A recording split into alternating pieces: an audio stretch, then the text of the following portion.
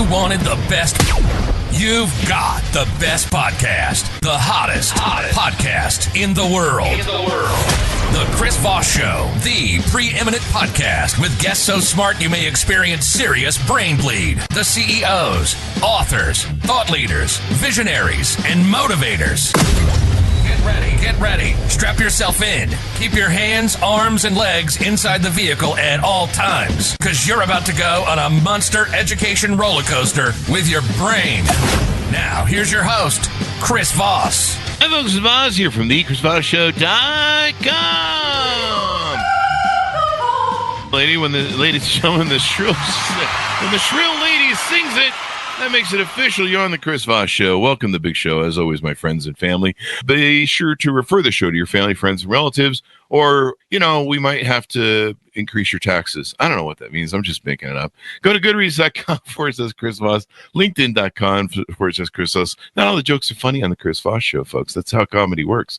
Go to youtube.com/Chris Voss and all those crazy places on the internet. It's anyway an amazing young man. This is why we have great minds in the show, because clearly mine's gone and checked out, and people are like, yeah, it left about 15 years ago out of the 16 years he's been doing it. Opinions expressed by guests on the podcast are solely their own and do not necessarily reflect the opinions of the host or the Chris Voss Show. Some guests of the show may be advertising on the podcast, but it is not an endorsement or review of any kind. Hector Alvarado is a Canadian entrepreneur, operations strategist, multifamily real estate investor, and the co-founder of Optimize Business Systems, which he built alongside his business partner, Willie Smith. With 27 years of experience leading large-scale operations for Fortune 500 companies and then turning a company losing $1 million per quarter into a $35 million success story, that's a great story. Hector has been known for transforming business chaos into clarity through systems, accountability, and leadership structure. He's a proud father of 3, has been married for 17 years, grounding his drive with strong family values. Outside the boardroom, he's a committed gym goer and lifelong fitness enthusiast, bringing the same principles that shape his training in the way he leads: discipline, consistency, form, and reps. If it works in the gym, Hector knows it works in business. I couldn't agree with him more. Discipline, that's really what it is about. When you go to the gym, you're competing with yourself. When you go in business, you're competing with yourself. And a lot of other people, too, actually, in business. As a multifamily real estate investor, he practices what he teaches, building long-term wealth, diversifying income streams, and using systems to create freedom from both outside and inside the business world. Welcome to the show, Hector. How are you? Great. Thanks, Chris, for having me. I'm excited for this meeting. Thanks for coming, eh? We're just happy to have our favorite Canadians on the show. Love it. Love it. You got to represent Canada. Right. That's not. I'm thinking of sorry. Sorry, eh? That's right. I love my Canadian friends. They're the nicest people in the world. So give us the .coms. Where do you want people to get to know you better on the interweb? Yeah, we're at optimizebusinesssystems.com, and you can find us on Instagram, LinkedIn, through looking up Optimize Business Systems. We're also on Spotify and Apple Music on our podcast, weekly podcast there. What's the name of your weekly podcast so we can get a plug in for that? Yeah, we're the Inner Circle.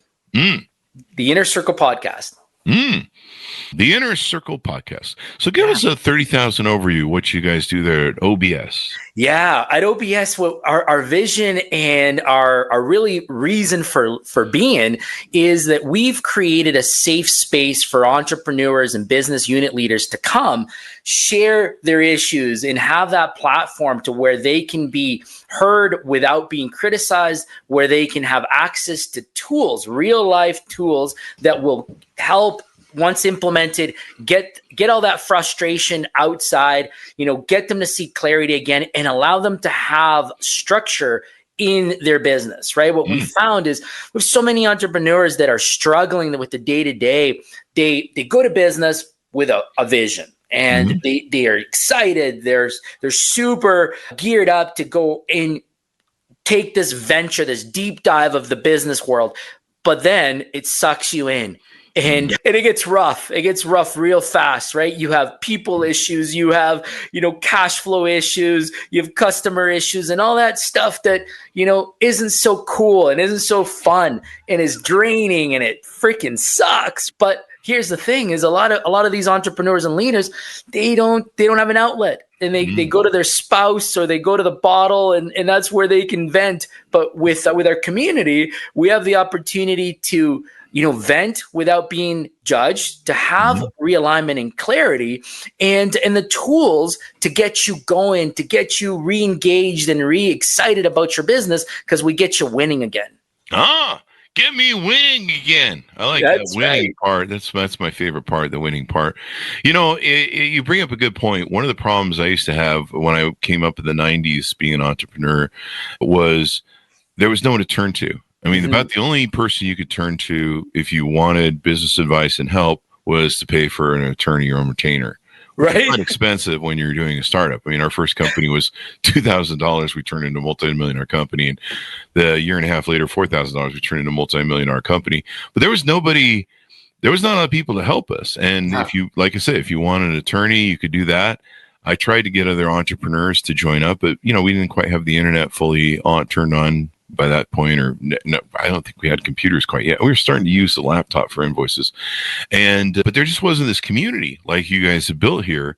And one of the problems you have as an entrepreneur, or wannabe entrepreneurs have this problem especially, is they ask people who've never been an entrepreneur, or they talk about their dreams, right? I want to go start my own company, and then everybody weighs in, all the hoo-ha, boo-hoo, Bob started a business and he went bankrupt, so it'll probably happen to you. You should not do that, Right? That kind of negative Nancy stuff. And so having a community like the one you've talked about, where you can have resources, you can talk to like-minded individuals, especially probably successful ones, and get their toolkits is invaluable, probably. It is, because what we believe that we have here is that safe space where people can just be open and honest about their learning experience and their building experience. They can come to you and say, my margins suck. And I don't know why, because here's the truth is, like, most entrepreneurs, you ask them, you meet entrepreneurs every day and you're like, hey, how's your business? Oh, it's fine. It's great. Business is good. But they're just masking it, because they're not the ones that are going to tell you, man, my team sucks. It's underperforming. My profit's tanking. They're not telling you that, right? Yeah. They're not telling you my business is running me instead of me running the business, or I feel overwhelmed. Like that stuff never comes out. It's always, it's fine. It's great. And that's where we think, and we know, because we've lived it. Like Willie and I have been there. We've tested these tools. We lived it ourselves, and we know how to create the frameworks that will help these entrepreneurs overcome these challenges, while giving them the space and the forum to be open about it and just say, hey, let's air it out. Let's talk through it. And then we get them back on track. And so looking across the website, there's a lot of cool features you have here. You have the inner circle. And have we fleshed out what that is and what that does enough, or do we need to bring more clarity to it? I just want to make sure that, that what we really communicate out there about the inner circle, and that makes the tie-in and resonates with people, is about our core values. Because, it's important that people understand who are we? What do we do here? What are we here to serve? And so we want to understand that, we want to make sure people get that our core values are about, first and foremost, we lift people up. Right? Like, leadership is about raising others. And that's why the community was built. It's that form of taking others with you. Right? And that we want to talk about that experience matters. What we bring to the table is not theory. We don't like that BS. This is real world stuff. This is real world solutions. And, that we want to maintain positivity under pressure, because as we recognize, a lot of people under pressure, they just go bunker in. They don't really talk through it. And unfortunately, that's when a lot of entrepreneurs and businesses fail, because they just go inside. They don't look for those solutions. So positive under pressure, we stay grounded, and we teach others to do the same. And then most importantly for us at the Inner Circle and at OBS is that we want legacy through leadership. We want to build leaders of the future. And that's what our main goal is, through really communicating our core values. And is it like an accountability group? It maybe keeps me on track with, maybe performance or advice or some sort of way where people are like, hey, how'd that work out, Bob, with the thing you're doing there? You nailed it. It is exactly that. It is that. It is completely that, where we will have, and we have the forum where, we give assignments at the end of our podcast, and we say, hey, here's your takeaway. Next week we talk about it. We put some people on the hot spot and we say, hey, Bob, how was that takeaway? Did you complete it last week? Mm. And then sometimes it gets a little hot because they're like, shit, I didn't complete it. That's the importance of accountability group. You really get things done. And the other thing is too, when you see other people succeeding and doing things, it opens up that possibility in your head where you go, wait, okay, maybe my family over here is negative Nancy. They're telling me, oh, you can't do it. Oh, you can't, you're never going to make it. But I've got this whole group of guys that have made it and they know what they're doing. And that motivates me. I don't know that I would ever start a business if I didn't know what a business. I don't know if I'd ever written a book if I didn't know people wrote books. But seeing that there's people that can do it, that's one of the things we love about the show. People bring their stories, their cathartic moments, how they survived. Seeing talking to other entrepreneurs, finding out how, I failed too, and here's how I recovered, or my numbers weren't working. Maybe I was bleeding out in some part of my business, was bleeding out revenue or profits or costs. And I figured out how to fix that and innovate that, seeing what's possible really helps. And of course you kind of create this sort of clique or this peer group. That's the word I'm looking for, where you kind of feel a little peer pressure to excel. Yes, absolutely. And it's about that the ability to learn from the applicable tools, get the output, perform, and talk about how it worked, so that the others now learn best practices as well as pitfalls, right? Because that's what we want to do. We want to make sure that everybody is taking a key learning every single week. Mm-hmm. Yeah. The other thing is in business, because people might say, one thing people might say in pushing back is they might say, I have a certain business and I don't know the people in the group are in this business, or, they're in different industries or fields. The one thing about business is once you kind of know how to do it, it's the same toolbox.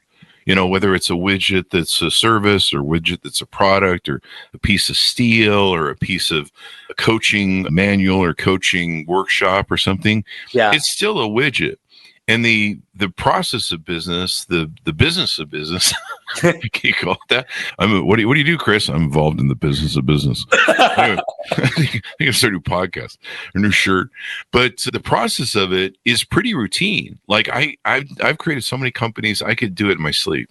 Like I can do it all in my sleep. Like the hardest part about me for starting a company is just coming up with the right name, partially because most of the good ones aren't available, but also just coming up with the right name. And that's really the hardest thing I have in starting a company half the time. I've been down in front of the Department of Corporations a million times going, you better come up with a name for me to put on this form, people, or else I'm just making some shit up here and handing it in, which I did one time. And that's where AI now comes along and helps us with some of those gaps, eh? Yeah. You're just I've done that a lot. I've had companies where I have everything done. I just need a name to put on the stupid form for the guy. And we got to come up with a name, and everyone's just, but everything. And so that's one of the beauties of having a group like yours. It is. And what we have in that, and you touched on it, was that the repeatable learnings that you take away from certain industries and certain businesses, you can certainly apply those into many. And that's where we bring a framework. And that framework works with any organization, any service, any product type, because it is a framework. It's an operating system that we're able to help implement and teach to others that they can self-implement as well into their companies. And it gives them clarity on their core value structure, their purpose, their niche, right? Their reason for being. And ultimately, what are those goals? What are they trying to achieve? And so that there is alignment between what the vision is and to what the people who have to go get it done have to be aligned, and they see it together. And so we create that framework that allows the organization to be healthy for the long term, and really to allow it to scale in a healthy way. And you can sit around and you can muck about and try and figure out stuff. I mean, I had to do it when we were cheap and starting a company with $2,000 in Top Ramen, and we were working 18-hour days in cars doing deliveries. You can, but there's a certain point where investing in yourself and investing in other people, I would have killed, right, to have this sort of stuff we have on the internet where I could join a group like yours and I could just peel back of minds. I had a pretty innovative mind and being able to see out the box. Obviously, I got somewhere from there to here. Yeah. But the decisions that I made that I thought were right that were completely wrong, I would have loved to have gotten consultation on them because they almost, the bad decisions almost bankrupted me and the good decisions made me rich. And fortunately, I did one more good decision than I did one more bad decision. That's the beauty about it, eh? No, it's great because that's what we believe our community does, right? Is it allows for that learning curve to really be reduced because we have the tools, right? We have those tested frameworks that we share, we mentor the participants on it, because we really have a differential around coaching to mentorship. Our approach is mentorship, where we believe like our pitfalls that we went through, we can teach others to avoid doing those things so they don't have to go through the pain that we went through. Oh yeah, and it doesn't matter what the widget is. It's you could be in the restaurant business and my business, and then you'd be like, oh, what do you do? What's your pain point? Oh, my pain point is marketing. We're not getting enough people in the door. What are you doing? And so you can help people, and it helps get through those things. Yeah, absolutely. Looks like there's some key characteristics of the group: experience level, where you can hobnob with other professionals, pain points, goals and aspirations. That's like I talked about earlier, where you hang out with like-minded people. Oh, there's one plug to that I should do. I'm a big believer in this. If I ever get told I'm wrong, I'll probably be heartbroken, like it was a religion, or Santa Claus maybe, or the Easter Bunny. Yeah. But I'm a big believer in the 5 or 6 people you surround yourself with. Yes. You become.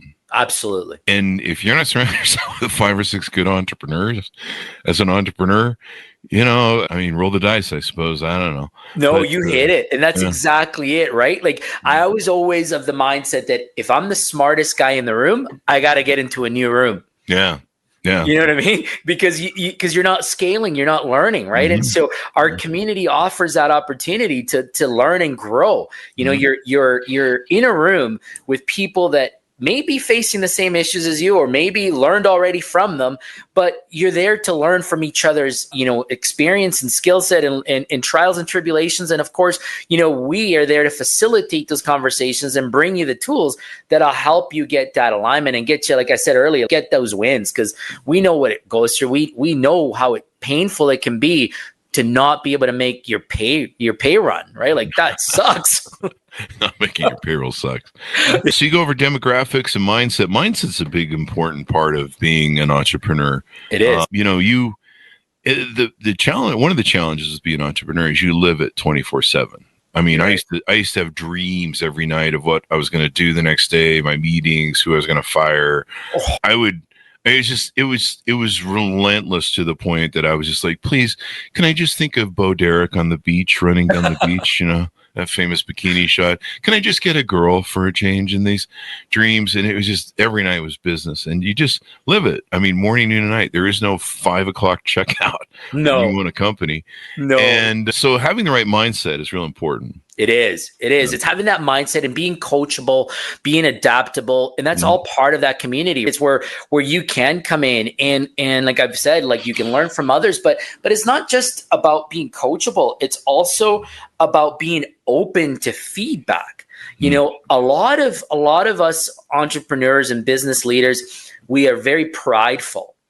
And unfortunately that pride sometimes creates bottlenecks and roadblocks within our businesses. So having a forum to where you can be vulnerable, that changes the game a little bit, because it allows you to understand your weaknesses and maybe what is holding your business back. And so that to me was really important, that Willie and I and the team that we have, that we were able to establish that with the community.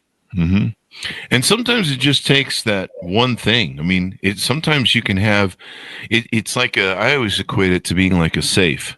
Yes. You're trying to crack, and you're trying to crack that best operating system where you've got the good best ROI and yada yada yada. Yeah. And sometimes you're just dialing it. I mean, I've had companies where I'm trying to get them profitable. I'm trying to get them to work, and I'm just flipping that dial, man. And I've come up to within a week of, okay, we're giving up at the end of this week. We've tried this. We've sunk a bunch of money into it, and you just keep hitting that dial, and boom, somehow you hit that magic formula.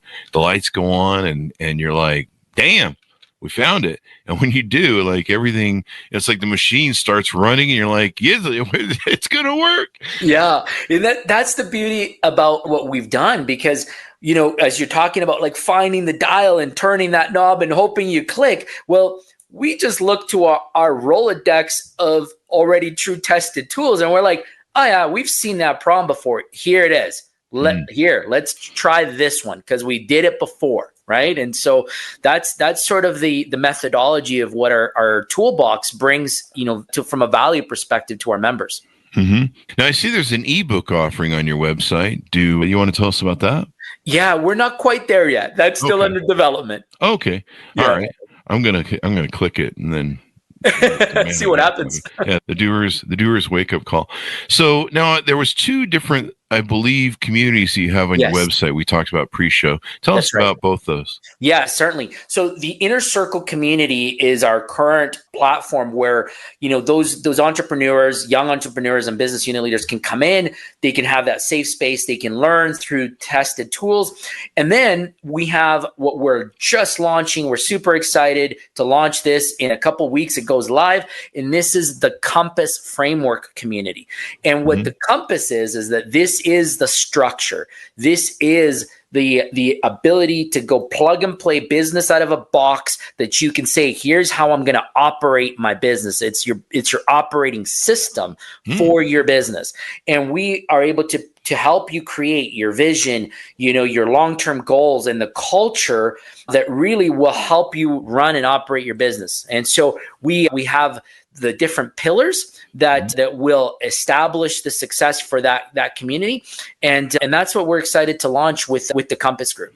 And so people can get all sorts of help. Now, who's the target audience for this? Is it people all around the world? I know you guys are kind of in Canada, Canada? Canada? Yeah. You've just been renamed. You're now the 51st state. Yeah. Oh, that's a hot topic here now. Isn't it? We love Canadians. Screw whatever's going on in politics. So it's 2025, people. You're watching this 20 years from now on the YouTube channel like you do, and don't write me. Right. We've been on YouTube for 18 years, and they do stuff like we've reviewed, I don't know, all the early iPhones. And to this day, they will still put comments on there. You know, this iPhone 2 isn't $500 anymore. So, did you look at the date of the video? Anyway, so and so they can tap into your knowledge. They can tap into other people's knowledge. And I guess I didn't finish my question. I kind of segue there, didn't I? Tell us about, you know, who's the best people. Is there a minimum maybe you need to have a net worth? Is there who are the people who are eligible for this? Yeah, great. It's a great question. So our target, you know, audience is really that entrepreneur in or business that is around or less than $10 million in revenue. So from a startup to up to about $10 million, and anywhere from, you know, I would say 75 employees or less is really where we believe our sweet spot is, because these are the type of organizations that are starting up and are facing those challenges of the startup world and or are just about ready where they're ready to scale and they're not quite sure how to scale past those limitations that they've come. They've gone from 1 million and they've increased, but now they recognize once they're going to go into that double-digit $1 million world, it comes with a lot of investment, a lot of challenges, and some complexities that they may not be ready for. And so having the framework in place that's going to allow them to scale is where I believe we add the most value. Christopher Vogman writes in on the show, I agree about showing up in a room of great people and being a sponge. Yeah, love it. And that's amazing, you know, Chris, that you see that, because it's all about, you know, being a sponge and being able to absorb, you know, some of those learnings and applying them. What, you know, the key component after being a sponge is go apply the learnings, go apply them so that you can start winning. Christopher's really on one today. My wife and I are both entrepreneurs. She puts me to shame in her resilience. Don't let her do that. Beat her at her own game. And I always love a good North Star compass pointing me in the right direction. You know, why invent the wheel? Reinvent the wheel. Yeah, right? exactly. Yeah. That's exactly it. And that's, I think we got support here for the 51st state there, Hector. Yeah, I see that. I see it. I love it. We're in Alberta, so you got the toughest province in Canada. So we don't know yet. Yeah, we don't want to fight the Albertans. I think didn't we do a movie on that with John Candy, the famous comedian, Second City comedian from Canada? Wasn't there a war with Canada or something? There's some movie about that. Goofy comedy or something. Yeah. Oh, the War of the 18. What was it that? I know there was 1812 where you guys came and burned our White House. Evidently, we're still sore about that. That must be what the 51st state is. Maybe too soon, my friend. No doubt. Yeah. So what were some of your influences? How did you become an entrepreneur? Where'd you get the bug from, and what influenced you growing up? Yeah, I took a very weird route to entrepreneurship. I actually took the safe route where I became really good at being the operator or the second right person to the entrepreneur. And that's where I learned. I learned through corporate boardrooms and corporate practices. And then after I was able to become really good at that, I then ventured on into, softly becoming an entrepreneur. My first real ad, it was with Willie Schmidt, where he had this trucking outfit in Northern Alberta that was just losing tons of money. It was really struggling. And I had an opportunity to go in there and gain some share equity through, my own sweat equity, going in and helping fix the organization. And when we exited that business, it gave me the opportunity to take some of that money and then go and invest it into my own businesses and my own real estate portfolio. Yeah. Sometimes you need that training. I had that training where I was an entrepreneur at my final company. I still work for them, but they called me an entrepreneur. And so I'd be able to walk around kind of like the CEO. I had a carte blanche and could do innovative changes. And that was kind of the last of my entrepreneurial training that I needed. And also to work directly with the CEO really helped. That really helped. Absolutely. And I learned, I came up through the rankings of the PepsiCo golden years where we learned efficiency and Lean Six Sigma to the core and really team development at the heart of it. And so I took all of those practices and have taken them off and put them into place for my own entrepreneur ventures. Mm-hmm. And, people becoming entrepreneurs, there's so much greatness in it. I mean, you grow as a person. You're going to definitely become self-accountable. That's for sure. That is for sure. And that's where having the repetition mindset is critical so that you can continue to stay focused and on the right path. Mm-hmm. Yeah. I mean, so critical. And having the advice, like I said, not reinventing the wheel, because the worst thing you can do in business is reinvent the wheel or try to reinvent the wheel. And sometimes the wheel can't really be invented. Yeah. I mean, I that was one of the things I learned from my last CEO I worked for. He sent me out one day door knocking to try and sell the product I had offered. And, we did it by mail and telemarketing, but I want you to go door to door and spend the day going door to door. I'm like, what? He goes, you get paid for it. Go do it. I'm like, seriously. And he goes, because if there's any way you can make this work, it'd be you. So he really believed in me. Nice. And I remember I went and spent a whole day wearing a hole in some very expensive leather shoes and knocking on a door in a suit that made me look like, I don't know, a billionaire Mormon knocking on the door. Have you heard about our Lord and Savior? And so anyway, it was a horrible day. And I came back beaten down, worn down from walking all our neighborhoods in this suit and wearing a hole in and it's nothing worse than when you're doing door to door and you got to walk back to your car with a hole in your shoe. Oh, that sucks. Yeah. And they were expensive too. I was really pissed. No. So I get back to the office and I said to him, I go, yeah, people were just like, what the fuck is going on our front door? We're not opening that for nothing. I mean, if that guy looks like a serial killer in a suit, this must be the new scam or something, Yeah. And no one I think I had 3 people open the door and no one would open it for me. And so I said to him, I go, yeah, total bomb. Only 3 people open the door. So I couldn't even, pitch people. If you can't pitch people, you can't sell. Yeah. And I mean, the only other option I have was to break in their house. The cop says I can't do that anymore. No kidding. So I get one of my 6 ankle bracelets off. Anyway, I just clank when I walk. It's kind of cool, and I can't bathe. So anyway, callback jokes in the show. He said to me something in passing as I was walking in the room. He goes, I guess it still doesn't work.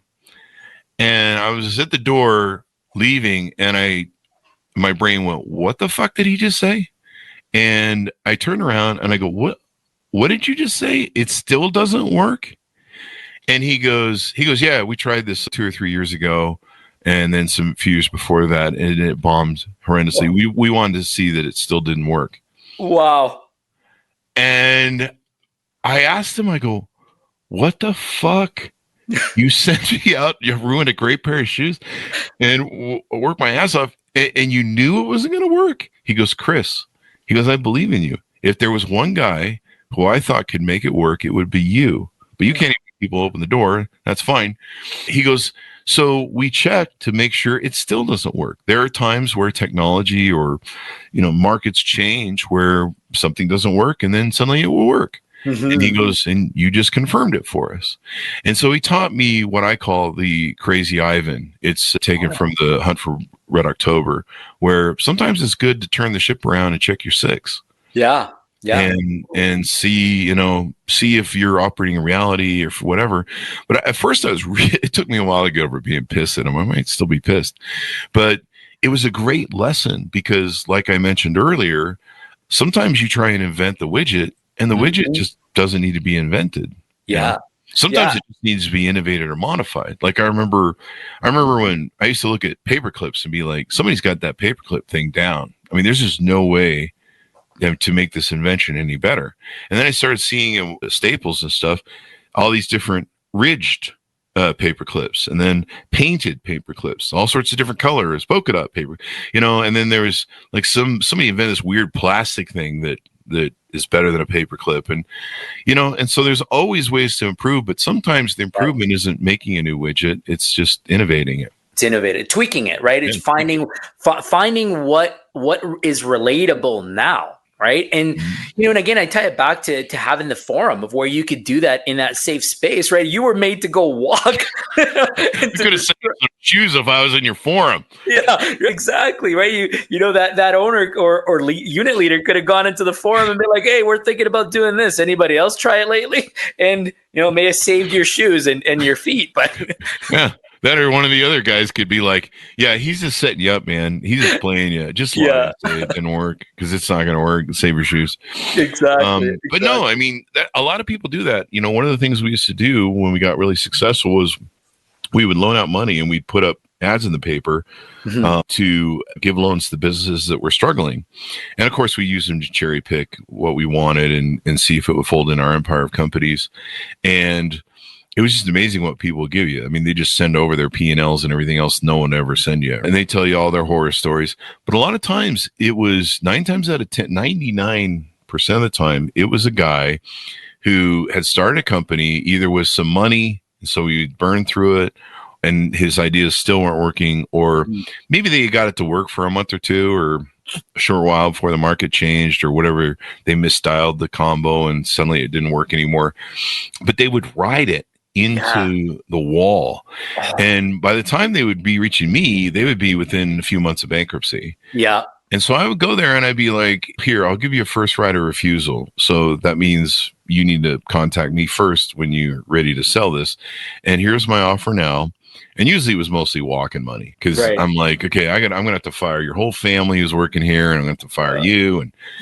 And they're like, why? Because you're the problem. Yeah. You need to go back to McDonald's and learn how to be an entrepreneur or join your group. And I used to be like, don't call me a week before bankruptcy. I can't save you. I can save you now. Yes. But I can't save you a week before bankruptcy. And they would get gas from the fact that I was interested in, because they're like, I have some value here. He must see something that I don't see. And I'd be like, no, that's not it. We've got other companies. Sometimes we just wanted people's furniture. We're just, they were cash poor and they had great furniture or maybe a great office building. And we're like, we just want that. And then we'll put one of our other companies there. So it was a fold in. Right. But they just wouldn't see it. And they would always call me, when? A week before bankruptcy. Oh, yeah. Hey, you want to do that? But just a perfect example of how they would ride trying to make the wrong widget work or trying to make a good widget work in the wrong way into the wall. Absolutely. And I can relate to that specific story because I just had an organization that we were working with that was in the same boat. So similar concept in that, they kept trying to scale their business, but they were going about it the wrong way and they were just so top heavy, right? The fact that they wanted to carry all this overhead forced them to take loan after loan after loan after loan. All of a sudden, they're like $1 million in debt, right? Carrying like $50,000 a month in debt servicing just to survive. They have to have revenues that are exceeding what the output really is required, right? And so we go into it and we're hearing them out and we look at their peanuts and we say, we know what the problem is. Look at your overhead. Like you gotta do some tough decision making and you gotta get rid of these roles because number one, they're killing you. They're absorbing, your actual profitability. And number two, your business doesn't need them anymore. They served as a function maybe when you were starting out, but you're now leveraging technology into the business. So you don't need those roles anymore. Let's make the smart decision. And, through conversations and through some, coaching and mentorship, we were able to get them there. And the success stories that, they were able to get rid of that overhead cost, pay down their debt burden, and then be able to make payroll again and now have some profitability because they were literally getting payday loans just so that they can pay their people. Oh my gosh. And the interest on those things. Oh, it's horrible. It was crazy. Horrible. It was crazy. I think I had someone on the show or I had a friend who either owned one of those big chains in Vegas or knew someone and they told me about the interest rates. I mean, you're better borrow money from the mob. At least they only break your legs. Or take your business. Burn it down. So as we go out, give people a final pitch out on how they can onboard with you, how they can get to know you guys better, and maybe ask questions or get familiar with everything that's going on there. And I think, isn't there a trial period? There is, yeah. There's a 14-day free trial. If you click the link at optimizebusinesssystems.com, you can go in there. You'll see the landing page. It'll take you to our community free trial, and it gives you access to our tools, gives you access to the community. We have a mobile app for Apple users and the Android devices are coming out soon. And then you're able to interact while you're mobile, like any social app that you have out there. And then you also partake in our weekly Zoom calls where we discuss issues and we have live tutorials. We do that. We actually just wrapped up before this call. We had ours this week. Do it every Thursday night at 5 p.m. Mountain Standard Time. Yeah. This has been fun and entrepreneurs should definitely do it. I mean, having someone who has the blueprint you need or the toolkit you need to fix a problem instead of hunting around, trying 50 different versions, spending months or weeks burning through money. You gotta pay attention to that burn rate. Exactly. Burn rate leads your life. We got the shortcuts for you. There you go. Don't go out there. We got the cheat codes. Come listen. I like that. That's it. This is what we got. We have the cheat codes. Cheat codes in the business of business. That's it. Thank you very much, Hector, for coming on. It was wonderful to have you. Tell everybody in Canada we love them, and yeah, it's a wonderful place up there. I miss Second City. You guys put out some of the best comedians in the world, and of course we steal them and hijack them down here. I appreciate it. You're like, why does everyone leave Canada and go to the U.S.? Like you started here. It's cold. It is cold. There's too many moose and. Quebec is always trying to get away for some reason. I don't know. I know. It's a amazing country with a lot of funny things. Yeah, and a lot of good people. Yeah, amazing people. Give us the .com one last time as we go. Yeah, optimizebusinesssystems.com, and again, you can find us on Instagram, LinkedIn, all the social media platforms. And again, we have the Inner City podcast on Spotify and on Apple Music. Love to have you join our community and again, be part of that locker room and safe space for business owners, entrepreneurs, and business unit leaders. Thanks for plugging the thing there, Christopher. He's helping us out. Get the word out. I love it. Thank you. The website. So, thanks everyone for coming on the show and listening. We certainly appreciate you. Go to goodreads.com/Chris Voss, LinkedIn.com/Chris Voss, YouTube.com/Chris Voss, and some other Chris Voss place. I don't know. Just look him up, man. The Chris Voss Show. You can't miss it. Go to all those great places on the internet. Be good to each other. Stay safe. We'll see you guys next time. Brain farting at the end of the show.